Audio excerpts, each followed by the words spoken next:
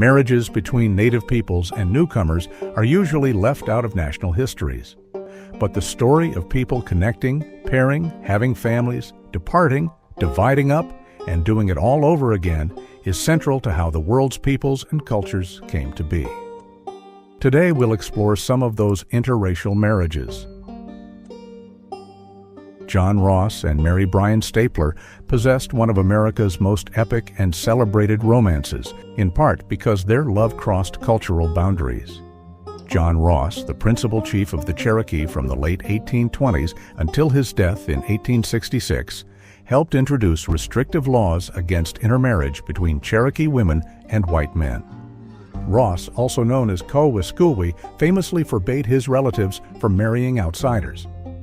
Yet, after his Cherokee wife died, he courted women in the elite circles of white American society.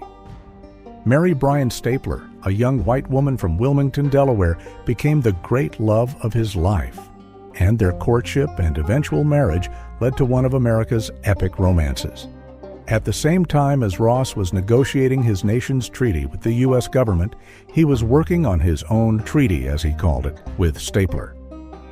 His courtship letters were sent from Washington, D.C., New York, and the Great Plains. William Bronco Bill Irving, an occasional interpreter of Sioux during the 1887 tour, and also the actor who played Yellow Hand.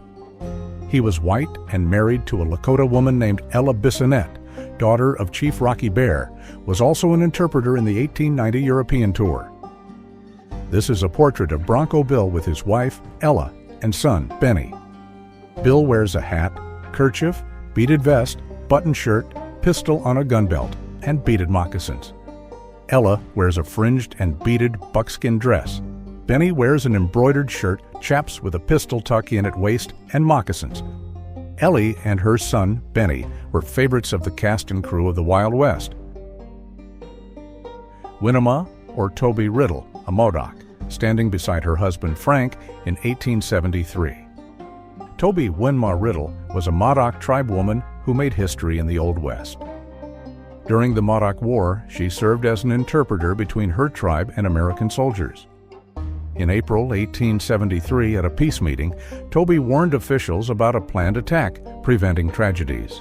For her heroism, she was granted a military pension, something rare for indigenous women. Winnama married Frank Riddle, a white settler who had emigrated from Kentucky to California during the California Gold Rush. They settled near her family in the Lost River area and had a son, Charka. They also named him Jefferson C. Davis Riddle, in honor of the Army General Jefferson C. Davis, who ended the Modoc War. During the mid-19th century, people of color lived in relative freedom and safety in border regions, on the outskirts of the Mexican territory, or in sparsely settled areas of U.S. territory. Spanish-speaking communities composed of black people, Native Americans, and native people from Mexico intermarried and created a culture that combined various traditions. In this 1887 photography, a buffalo soldier and his Indian wife, probably a Mojave, posed for a picture. This beautiful couple displays Black Americans and Native Americans mixing of family and culture together. Cynthia Ann Parker's story was the most famous one. She was a white woman who was captured by the Comanche tribe at the age of 9. Her parents and siblings were killed by the Comanche at the 1836 destruction of the private settlement Fort Parker. But Cynthia Ann was taken and allowed to live and became a Comanche and married Peta Nocona, a Comanche chief. They had 3 children together, including son Quanah Parker, who became the last free Comanche chief. In 1860, Cynthia was forcibly returned to white society, but she could not adapt. For the last 10 years of her life, she mourned for her Comanche family and refused to adjust to white society. Her struggle to return to her family and her longing for her Comanche life highlight the emotional turmoil faced by individuals caught between 2 cultures. Jim Bridger was a mountain man, trapper, and explorer known for his interactions with various Native American tribes. He was first married to Cora Insala, daughter of Insala, chief of Flathead Nation. Jim probably met Cora earlier, and they knew each other for some time before marriage. Cora died in 1845 at Fort Bridger, Wyoming, shortly after delivery of their third child in the wintertime. After her death, he married a Ute woman. When she too died in childbirth, he married Shoshone Chief Washaki's daughter, Mary Washaki Bridger. After this marriage, Jim and his family moved to Missouri near Little Santa Fe, where he bought a small farm consisting of 375 acres under cultivation and several hundred more forested acres. With the help of a neighbor, he built a log cabin for his family. In 1857, Mary died while giving birth to her second child. Jim was away at the time and wouldn't know of Mary's death until July of 1858, when he returned from another excursion into the West. Sarah Winnamaka was a Northern Paiute author, activist, and educator who fought for her people's rights. She was born into an influential Northern Paiute family who led their community in pursuing friendly relations with the arriving groups of Anglo-American settlers. She was the daughter of Chief Winnamaka of the Paiute Nation, and she had a complicated relationship with white settlers, including romantic connections. Her first marriage to a former first lieutenant in the Army ended in divorce, and a year later, in 1881, she was hired to teach Shoshone prisoners held at Vancouver Barracks.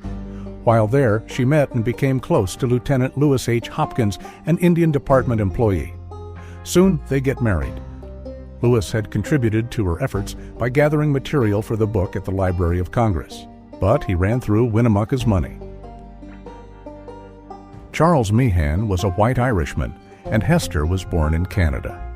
They both born in 1856 and first met as children in the Elgin settlement near Buxton, Ontario. By the age of 8, their friendship blossomed into a deep, lifelong connection. In 1875, they married in Ontario. Later, following a racist incident in Chatham, the Meehans joined other Black Canada-Nebraska homesteaders and crossed into Nebraska. In 1907, the family moved to Cherry County to expand their landholdings under the Kincaid Act. Hester died in 1923 in Alliance, Nebraska, and Charles followed in 1935. Charles and Hester Meehan's love story is a testament to enduring commitment amid challenging times. In this undated photo captures an interesting image of Anne E. Stamix and Richard Silvermoon holding hands pose in a studio setting. Richard wears traditional attire adorned with beadwork and animal motifs, while Anne dons a modest Western blouse and skirt. Their pose, with Anne's hand resting gently on Richard's shoulder, suggests a close connection.